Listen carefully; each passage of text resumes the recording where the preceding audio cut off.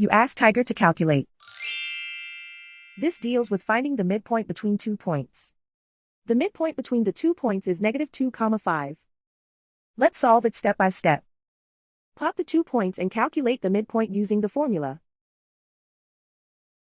The coordinates of point 1 are x1 equals -10, y1 equals 2. The coordinates of point 2 are x2 equals 6, y2 equals 8. PM represents the midpoint of the 2 points.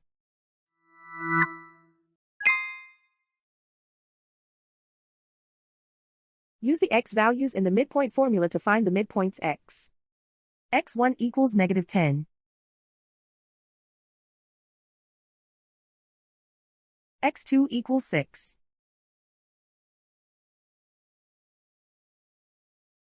Simplify the arithmetic.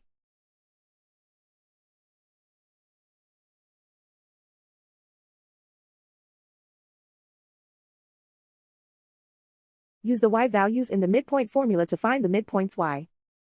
y1 equals 2.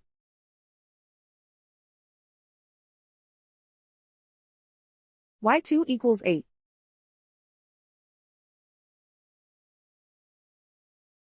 Simplify the arithmetic.